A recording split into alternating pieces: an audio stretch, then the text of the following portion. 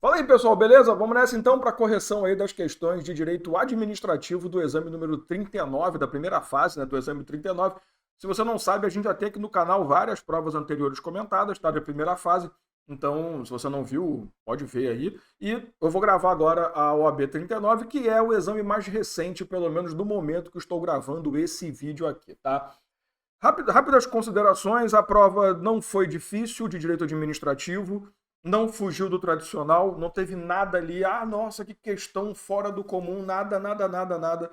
Tudo que você estuda na primeira fase, normalmente, tendo feito um projeto de qualidade, um cursinho de qualidade, tendo assistido aulas de quem realmente sabe o que está fazendo, nada de novo, tá? Nenhuma lei assim, nossa, não esperava que cobrasse, não, caiu o anticorrupção, que é normal cair, tá? Já precisa pegar as últimas provas, você tem várias questões de anticorrupção, caiu questão de licitação, óbvio, até pela nova lei, então nova já não é tão nova, né? Já passou bastante tempo, mas foi uma prova boa, tá? Não tô falando que foi uma prova. Eu tenho que tomar cuidado com isso, né? Quando eu falo que é uma prova fácil, fácil se você estudou direito.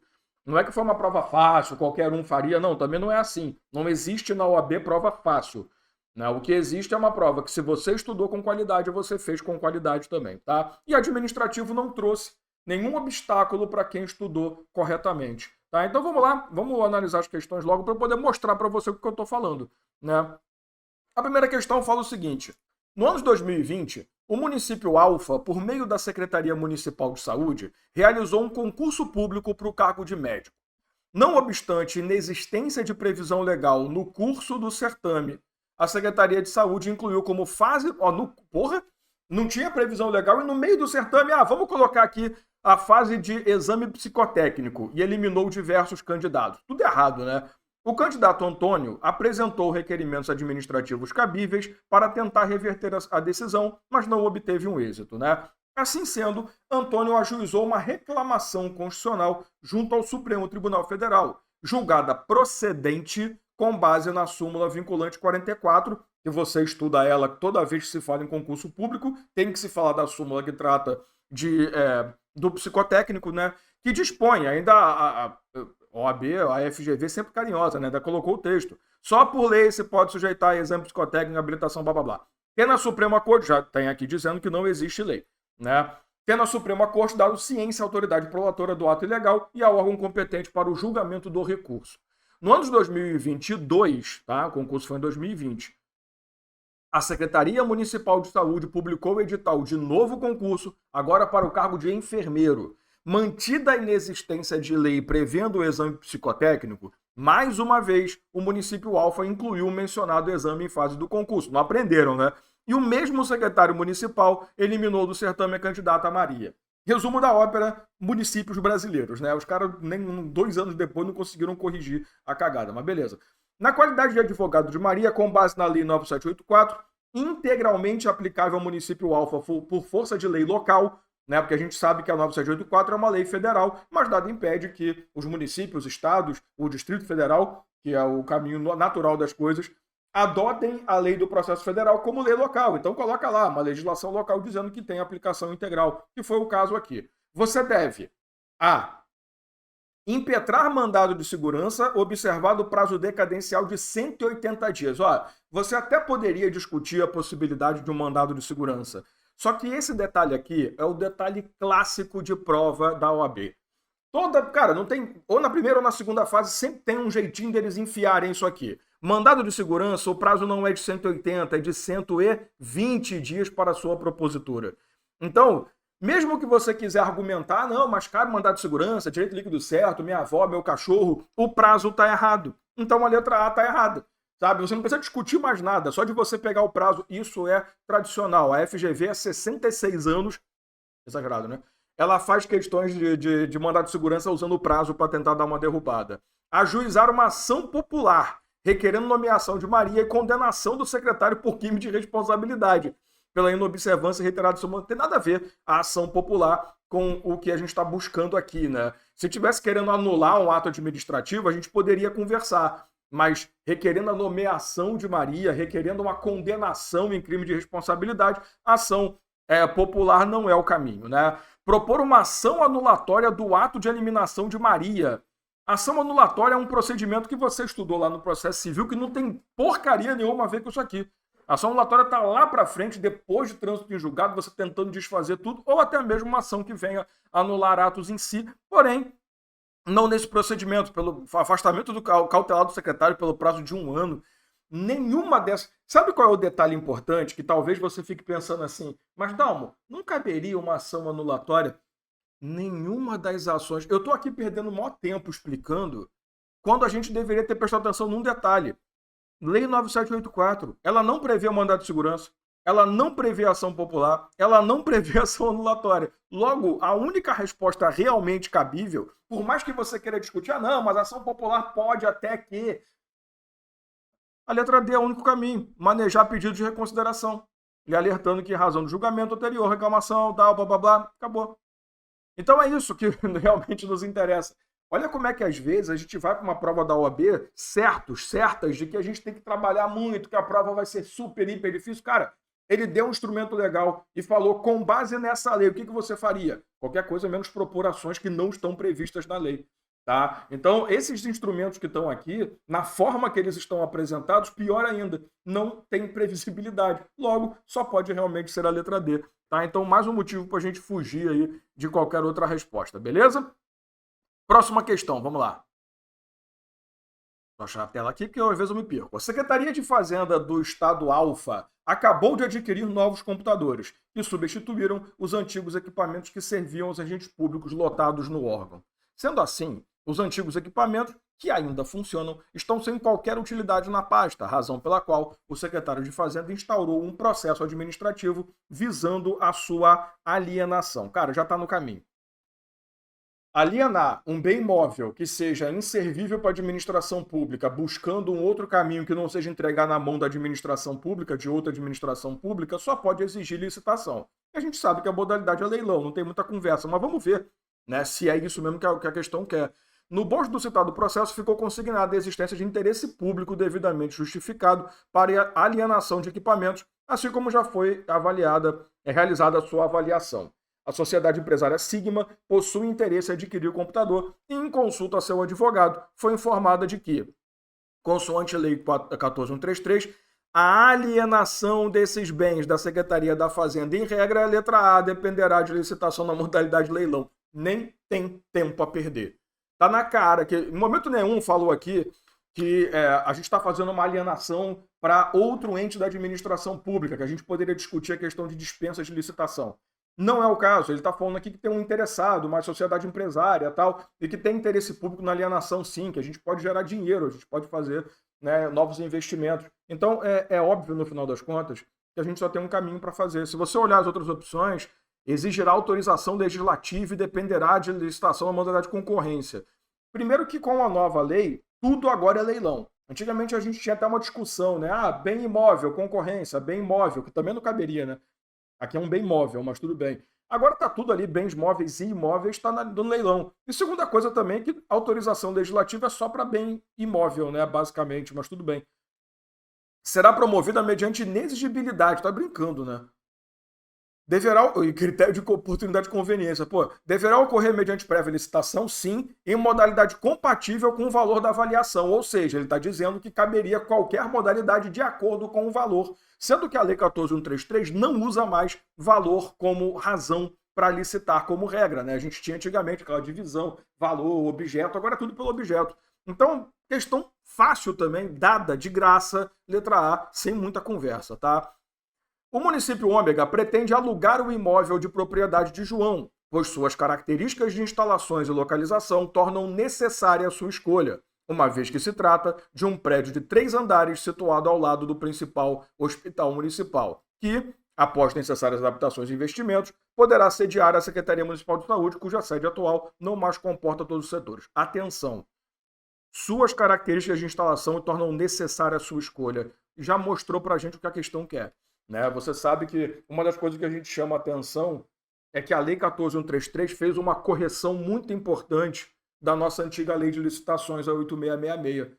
Lá na 8666, tinha a previsão de que quando a administração queria alugar, adquirir ali uma propriedade, um terreno que fosse... que atendesse única e exclusivamente aquele terreno, aquela propriedade, à necessidade do Estado, era caso de dispensa.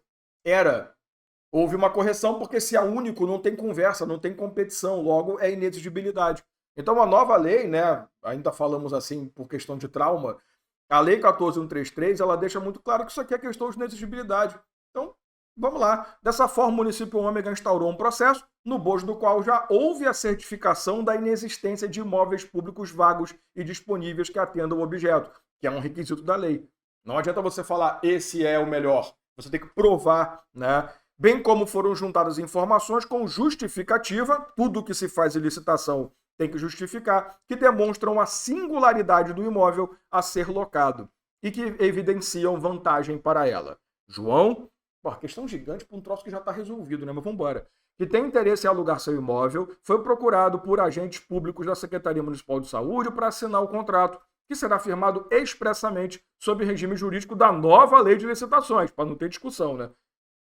Mediante dispensa de licitação e com valor compatível com o preço de mercado. Vamos lá.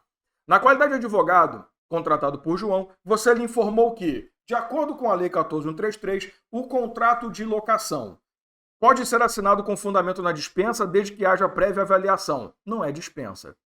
Houve esse deslocamento na lei para inexigibilidade. Não é dispensa. Então a gente já pode ignorar a letra A. Deve ser assinado com fundamento na inexigibilidade, desde que haja a prévia avaliação do bem e autorização legal da Câmara. Vamos seguir. Pode ser assinado com fundamento na dispensa, não é dispensa. Deve ser assinado com fundamento em exigibilidade, com avaliação prévia do bem, do seu estado de conservação, do custo de adaptação, quando imprescindível a necessidade e do prazo de amortização, nada a ver. Então aqui, basicamente, a letra B, né? Deve ser assinado com fundamento em exigibilidade e que você tem todos aqueles requisitos lá. Avaliação do bem, autorização legislativa, tem que ter, né? Você está falando de uma alienação, de uma alocação, de um gasto, né, público. Você tem que ter ali a justificativa de interesse público. Tem tudo aqui. Então toma cuidado, né? Que o único problema é que a própria questão dá mediante dispensa de licitação. Não é dispensa, é inexigibilidade. Tá? Mas pode ser que ele tenha colocado aqui, dispensa como uma coisa genérica, que não é o caso. Tá? É inexigibilidade. Então a própria questão poderia te levar, te induzir ao erro, mas uma questão também até certo ponto tranquila, né? Essa daqui talvez seja a questão que o pessoal fala, mas que questão difícil. Cara, lei anticorrupção não cai de hoje na OAB. Não é nenhuma novidade. Se você olhar provas, cara, não cai todo ano. Mas se você pegar provas anteriores, cai bastante. Eu tenho sempre falado isso pro pessoal. Não ignorem lei anticorrupção, a LGPD, não ignorem lei. LGPD nem tanto que não é tão explorado, mas a lei de acesso à informação, porra, direto. Então, a galera costuma ignorar essas leis de terceira classe, digamos assim, né? Que a gente fica no direito administrativo teoria, no direito administrativo lei, que seria ali a legislação de primeira classe, né, poderosa, improbidade e tal, nem terceira, né, segunda, improbidade, licitação, estatuto, e ignora a segunda classe, vamos falar assim, que seria a terceira qualidade de importância, né, que são essas leis complementares. Não ignore, tá? Sociedade Empresária Alfa praticou um ato lesivo à administração pública do Estado Beta, pois, em matéria de licitações e contratos, obteve vantagem indevida, de modo fraudulento, em sucessivas prorrogações de contrato, sem autorização, por tudo cagado, no ato convocatório da licitação pública ou no respectivo instrumento contratual. Com a devida orientação do seu advogado, visando obter isenção de sanções, a sociedade firmou com o Estado um acordo de leniência tradicional, artigo 16 da Lei de Anticorrupção. É tradicional. Galera, é só lembrar. Quando fala em acordo de leniência, tem algumas coisas que a FGV gosta de cobrar. Quais são os requisitos de firmar o acordo, se você não cumpriu o acordo, qual é a punição e qual é a isenção de penalidade. E você sabe que a lei anticorrupção ela tem dois sistemas de punição. A punição administrativa, em que as penas estão no artigo 6º, e a punição judicial, que está no artigo 19. Né?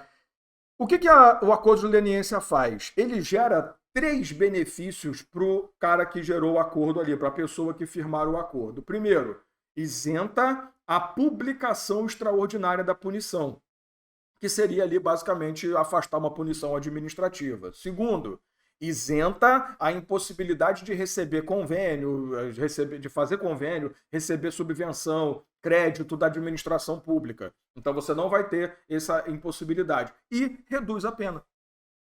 Então, assim, são 3 benefícios, o resto continua. Né? Isenção de multa, é tradicional cair em prova. Não isenta, reduz. Agora, o que ele quer aqui é acordo de leniência. Então, uma dessas três coisas vai cair na questão. Vamos lá. No caso em tela, nos termos da chamada lei anticorrupção, a celebração do citado acordo isentará, pronto, já mostrou o que ele quer. Ele ainda fala uma, né? Da proibição de receber incentivo, subsídio, subvenção, doação ou empréstimo na forma da lei, bem como da sanção dele. Então ele já trouxe uma das isenções. Agora a gente tem que procurar a redução da multa e a isenção de publicação extraordinária, tá?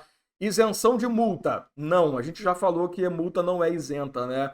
Isenção de obrigação de ressarcimento, muito menos. Isenção de publicação extraordinária e redução em 2/3 da multa, letra C. Isenção de multa nunca acontecerá. Tá? Então, mais uma questão tradicional para quem sabe o que está fazendo, eu repito isso. Tem muita. Gente, vou falar uma coisa que eu sei que vocês odeiam quando eu falo isso, mas vamos embora. Tem muito professor de cursinho preparatório para carreira policial, para carreira tribunal, que vem dar aula na OAB achando que é a mesma coisa. Quem trabalha com a OAB tem um conhecimento da FGV e da OAB que é diferente. Você tem que procurar alguém que já trabalha com a OAB há muito tempo. Não adianta você, mas eu adoro esse professor, essa professora. Beleza, trabalha a OAB? Não, então corre. Porque o papo é outro. Você tem que conhecer como a prova é estruturada. E se você estudou com alguém que conhece, a lei anticorrupção é tradicional. Então, às vezes eu vejo professor de cursinho falando, mas poxa, por essa a gente não esperava. Cacete, pega as últimas provas, cara. Sabe? É muita falta de preparação do próprio professor, é muita falta de comprometimento de fazer um trabalho de qualidade. Isso é uma coisa que, graças a Deus, eu sempre tive. Eu estou há 21 anos nessa vida e vou me manter até morrer, não é à toa, tá? Diante da necessidade de vultuosos, né? Vultuosos é complicado, né? Investimentos em infraestrutura e para atrair iniciativa privada, a União divulgou, pelos meios de comunicação, que pretende realizar uma parceria público-privada, na modalidade concessão administrativa, concessão patrocinada, desculpa, eu já estou pensando em outra coisa, salientando que já ficou caracterizado que cerca de 75% da remuneração do parceiro privado deverá ser paga pela administração. Se você segue aqui o canal, é novo, a gente está aos poucos lançando material e tal, mas você deve ter visto a revisão que eu fiz, né? Eu fiz uma revisão de meia horinha de administrativo, dando alguns tópicos ali. A revisão é só uma ajuda, é um complemento, não é o estudo, né? Só que mesmo assim, mesmo quando eu faço uma revisão, obviamente eu faço uma revisão com os tópicos que eu sei que a FGV gosta de cobrar. E adivinha o que eu falei na revisão?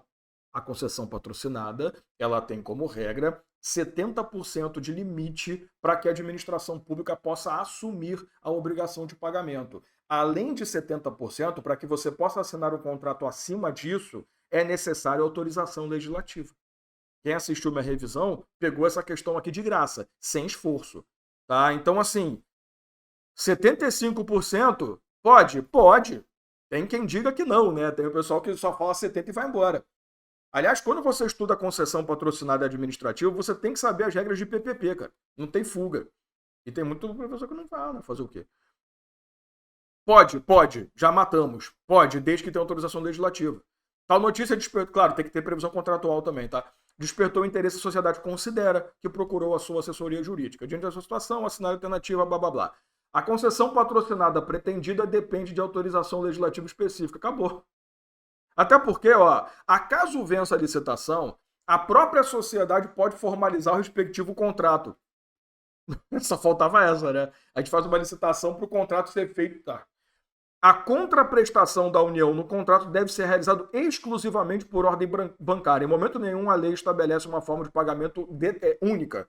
Ela traz várias situações que podem ser firmadas, a lei de PPP, né?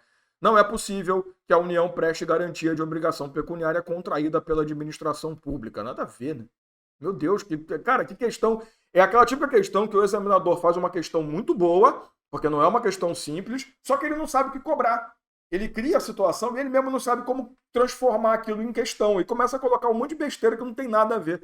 Se você estudou legal essa parte de concessão patrocinada, e sem aprofundar a lei, cara. Isso aqui é uma coisa que eu falo durante a aula de serviço público. Eu não falo na lei. Eu não estou dando aula de PPP, eu estou dando uma aula de serviço público que eu trato o PPP e trago os principais requisitos que você já matava.